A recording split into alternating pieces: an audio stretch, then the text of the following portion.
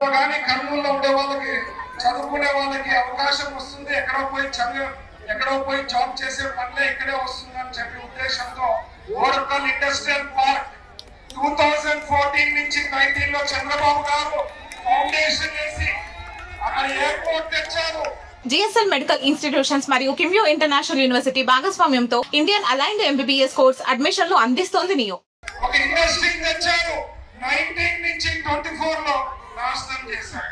ఇప్పుడు ఇండస్ట్రీస్ వస్తున్నాయి.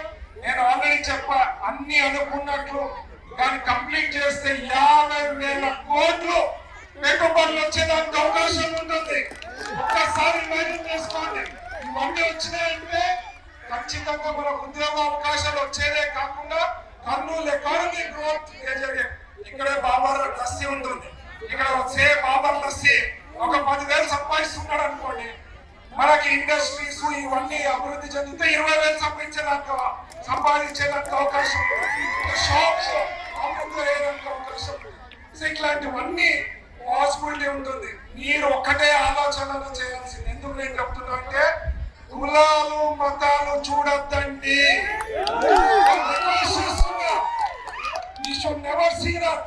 నా పర్సనల్, నేను టెంపుల్ పోయేది నా పర్సనల్, మీరు మసీద్ పోయేది మీ పర్సనల్, వాళ్ళు చర్చ పొందలేదు వాళ్ళ పర్సనల్.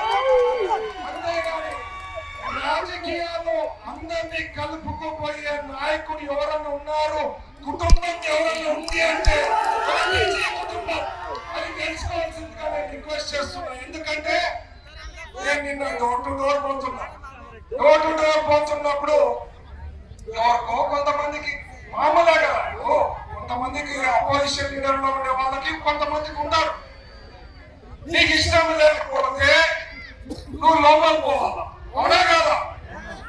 అంతేగాని బూతులు తిట్టి మాట్లాడి ఇష్టం వచ్చినట్లు చేస్తే ఇంకా ఎవరు గాజులు వేసుకొని కూర్చోవాలి.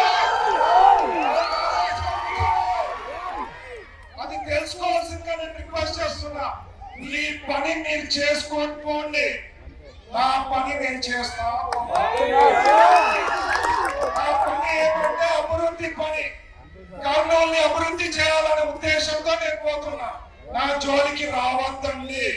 మీకు కావాల్సింది రాజకీయం ఓన్లీ 29 ఎలక్షన్ల ముందు 3 నెలల ముందు మాట్లాడండి, చెయ్యండి.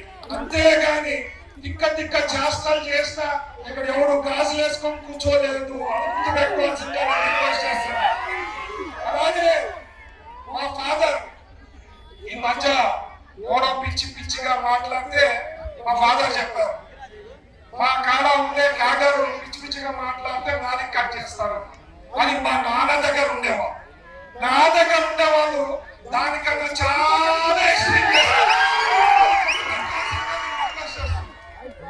ఎందుకంటే నేను కష్టపడుతున్నా, ప్రజలు నాకు అవకాశం ఇచ్చారు. దేవుని వల్ల ఎమ్మెల్యే అయినా, చంద్రబాబు గారి ఆశీర్వాదంతో మినిస్టర్ అయిన తర్వాత ఎన్నో పనులు చేసేదానికి అవకాశం ఉంటుంది. సో అభివృద్ధి చేసే దాంట్లో మేము ఉంటాం. కర్నూలుని స్మార్ట్ సిటీ చేస్తాం, డెవలప్ చేస్తాం. మీ ఆశీర్వాదం రిక్వెస్ట్ చేస్తున్నా. ఎందుకంటే నువ్వు ఉండాలా, మా పైన నువ్వు ఉండాలా, మా ఫ్యామిలీ పైన నువ్వు ఉండాలా, అది మీరు గుర్తుపెట్టుకోవాల్సిందిగా నేను రిక్వెస్ట్ చేస్తున్నా. అంతేగాని తిక్క చేస్తాను, తిక్క పనులు చేయాలని నేను మీ అందరికీ నా అపోజిషన్ వాళ్ళకి హెచ్చరిస్తున్నా. మీ పని మీరు చూసుకోవాలి, మీకేమన్నా ఉంటే మాట్లాడండి. అంతేగాని మేమేదో వస్తున్నాము కాదు అంటే పోవాలి. అంతేగాని మా వాళ్ళని గలీజ్గా మాట్లాడటం, మిస్బిహేవ్ చేయడం అంటే ఎవరు ఊరుకునేది లేదు అని చెప్తూ